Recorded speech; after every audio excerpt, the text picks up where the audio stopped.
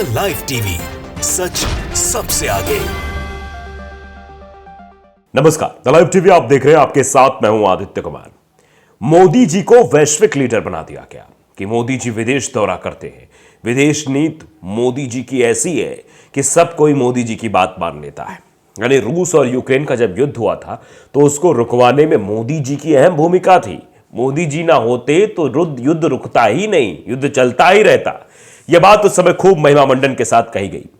आज भारतीयों के साथ क्या सलूक हो रहा है रूस में, और किस तरीके से उन सबको नौकरी के नाम पर वहां सेना में भर्ती कराया जा रहा है और एक तरीके से उन्हें सामने लाकर फ्रंट फुट पे लाकर खड़ा कर दिया जा रहा है और वो अपनी मौत का इंतजार कर रहे हैं। आप समझिए क्या हालत हो गई है।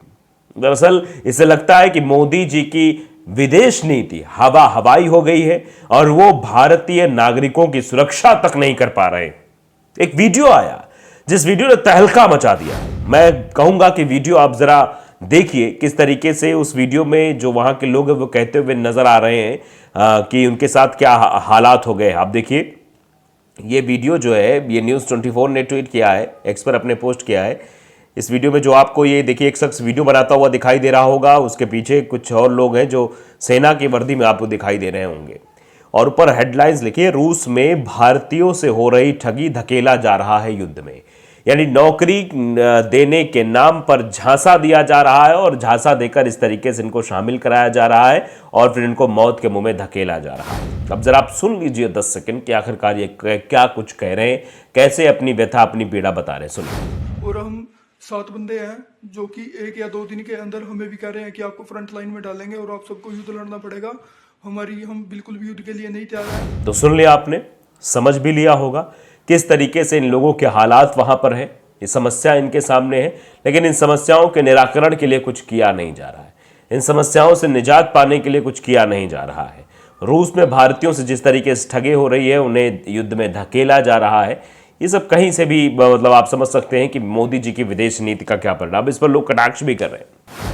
श्रीनिवास ने लिखा कि बाएं हाथ से बम पकड़कर और दाएं हाथ से मिसाइल को काबू कर रसिया यूक्रेन युद्ध को रोकने वाले मोदी जी इन भारतीयों की सुध कब लेंगे। ये भारतीय परेशान हैं, ये डरे हुए हैं, इनको बंदूक चलानी तक नहीं आती और इनको युद्ध में भेजा जा रहा है। यानी वॉर जोन में इनको तब्दील कर दिया गया और कहा गया कि तुम लोग बस आगे जाओ, लड़ो, युद्ध करो। जिन्हें जबरन सेना में भर्ती कर युद्ध के मैदान में मौत के मुंह में धकेला जा रहा है। अब बताइए जरा, ये वीडियो बनाकर मांग कर रहे हैं प्रधानमंत्री से, इंडिया एम्बेसी से मांग कर रहे हैं कि हमें बचाया जाए, हम बहुत यहाँ पर मतलब परेशान हैं, हमको कुछ पता ही नहीं था, आइडिया ही नहीं था क्या हो रहा है क्या नहीं हो रहा है। धीरे धीरे करके हमें इस तरीके से फंसाया गया है, आप ये देख सकते हैं। और कौन सुनेगा इनकी, ये अपने आप में बड़ा सवाल। और जिस तरीके के हालात पैदा हो रहे हैं उससे आप समझ सकते हैं क्या हो रहा है। दरअसल भारतीयों को मौत के मुंह में भेजा जा रहा है। बड़ी सैलरी के नाम पर उन्हें धोखा मिल रहा है। रूस में भारतीयों को भर्ती किया जा रहा है। 30 साल के मोहम्मद अफसान की इसमें मौत भी हो गई। अफसान की मौत भारतीय युवाओं के साथ एक बड़े ट्रेवल स्कैम का खुलासा भी है और यह वीडियो भी बहुत बड़ी बात कहता है। हैदराबाद के रहने वाले 30 साल के मोहम्मद अफसान के रूस और यूक्रेन के बीच चल रहे युद्ध में मौत हो गई। वो इस संघर्ष में मारे जाने वाले दूसरे भारतीय हैं। इससे पहले सूरत के हमिल मंगुकिया में 1 हफ्ते पहले मौत हो गई थी। मॉस्को में भारतीय दूतावास ने अफसान की मौत की पुष्टि की है और वो उसके शव को वापस लाने के लिए रूसी अधिकारियों के संपर्क में भी हैं। उनकी मौत के बारे में ज्यादा जानकारी सामने नहीं आई है, लेकिन सूत्रों के मुताबिक गोली लगने से उनकी मौत हो गई है। अफसान नौकरी के लिए गया था, लेकिन उसे एजेंट्स ने लड़ाई में धकेल दिया। इस तरह का मामला तब सामने आया जब लगभग 1 दर्जन भारतीयों के मुताबिक ये ठगी का शिकार हुए हैं। जॉब स्कैम के बाद उन्हें रूसी सेना में काम करने के लिए मजबूर किया गया। लेकिन अफसान कौन है और आखिर वो भारत कैसे, रूस कैसे पहुंच गए। अफसान का परिवार रेड हिल्स के बाजार हाट इलाके में रहने वाला है। परिवार इस खबर से सदमे में और उन्हें इस बात का यकीन नहीं हो रहा था, जिसके बाद अफसान ने जो भाई है अफसान के भाई ने रूसी दूतावास की वेबसाइट पर उनके भाई की मौत से जुड़े सबूत मांगे। बाद में दूतावास ने उन्हें फोन कर मौत की पुष्टि की है। वहीं भर्ती एजेंट ने अफसान के जिंदा होने का दावा किया। जो भर्ती एजेंट लेकर गया था वो जिंदा होने की बात कर रहा था, जबकि जब जानकारी प्राप्त की गई तो उनका भाई मर चुका था। अब इसमें 2 तरह के सवाल हैं। प्रधानमंत्री नरेंद्र मोदी जी की विदेश नीति क्या कर रही है? प्रधानमंत्री जी का 56 इंच का सीना क्या कर रहा है? प्रधानमंत्री जी की वो ताकत कहां गई जो रूस और यूक्रेन के मध्य युद्ध को रुकवा सकती है, भारतीयों को वापस ला सकती है? तो फिर प्रधानमंत्री जी इन भारतीयों के साथ क्या हो रहा है?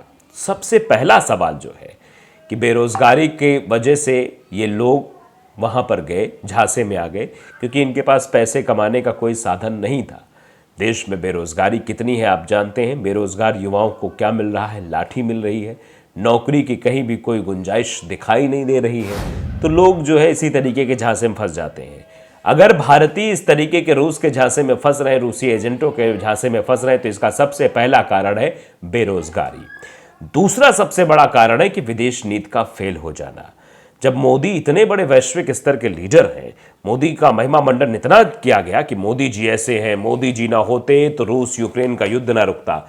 जब मोदी जी दो देशों के मध्य युद्ध रुकवा सकते हैं, तो दूसरे की हैसियत कैसे हो जाती है कि मोदी जी के भारतीयों के साथ, यानी मोदी जी जिस देश के प्रधानमंत्री हैं, उन देश के नागरिकों के साथ इस तरीके का सलूक किया जाए, उनको इस तरीके से फंसाया जाए, उनको ट्रैप किया जाए और फिर इस तरीके की चीजें हो। अफसान के परिवार के मुताबिक 31 दिसंबर को आखिरी बार उनकी बातचीत हुई थी। अफसान की पत्नी और 2 साल के कम उम्र के 2 छोटे बच्चे हैं। अफसान ने कॉमर्स से ग्रेजुएशन किया है। वो हैदराबाद में पुरुषों के कपड़े की दुकान पर काम करता था। रूस जाने से पहले वो दुबई की एक पैकेजिंग कंपनी में काम करता था। परिवार का आरोप है कि उसे 1.5 लाख रुपए महीने की सैलरी के साथ मॉस्को में एक हेल्पर के तौर पर नौकरी का वादा किया गया था। हालांकि धोखे से उसे रूसी सेना में शामिल होने के लिए भी मजबूर किया गया। बिना हथियारों के प्रशिक्षण के उसे युद्ध के मैदान में उतार दिया गया। इमरान के मुताबिक उसके भाई को रूसी नागरिकता का लालच भी दिया गया। उन्होंने कहा कि उनके साथ धोखा हुआ। एजेंट ने कहा कि उन्हें सिर्फ मॉस्को में काम करना है, लेकिन इसकी जगह वो 15 दिनों की ट्रेनिंग के बाद यूक्रेन में लड़ने के लिए भेज दिए गए। इमरान ने आगे कहा कि 13 नवंबर को उन्होंने 1 साल का एग्रीमेंट किया, जो कि रूसी भाषा में लिखा था। वो नहीं जानता था कि इस पर क्या लिखा है। उसने एजेंट पर विश्वास करके इस पर साइन कर दिया। जिन एजेंट्स ने इन्हें मौत के मुंह में धकेला, उन्होंने 3 लाख रुपए भी एहसान से लिए। अब आप सब अफसान से लिए मतलब, तो आप समझ सकते हैं किस तरीके का ये ट्रैप चल रहा है, कैसे फंसाया जा रहा है, कैसे भारतीयों को मौत के मुंह में धकेला जा रहा है। तो अपने आप में समझने वाली बात है कि इस तरीके से अगर इनके सबके साथ ऐसा किया जा रहा है, तो मोदी जी की विदेश नीति कहाँ है? मोदी जी अपनी पावर क्यों नहीं दिखा रहे? क्यों मोदी जी अपने 56 इंच की ताकत नहीं दिखा पा रहे हैं? क्यों मोदी जी जब 2 देशों के बीच युद्ध रुकवा सकते हैं, तो अपने भारतीयों की सुरक्षा क्यों नहीं कर सकते? और वो वीडियो इसी बात की तस्दीक करता है कि आखिरकार ये क्या हो रहा है। एक और मैं आपको ट्वीट दिखाना चाहता हूं। एक्स पर एक पोस्ट आया है, देखिए, श्याम मीरा सिंह ने किया है। ये खबर एनडीटीवी की, एनडीटीवी ने इस पर खबर की थी, बाकायदे बताया था।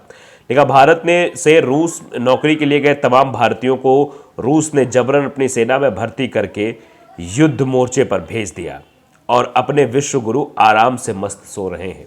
ये सवाल पूछा गया था कि आपको नींद कैसे आ जाती है, आप मस्त सो जाते हैं। वहाँ भारतीयों को ट्रैप करके मौत के मुंह में धकेला जा रहा है। द लाइव टीवी को अगर आपने सब्सक्राइब नहीं किया, जरूर करिए, बेल आइकन दबाइए ताकि सच खबरें आप तक पहुंचती रहे। नमस्कार। द लाइव टीवी, सच सबसे आगे।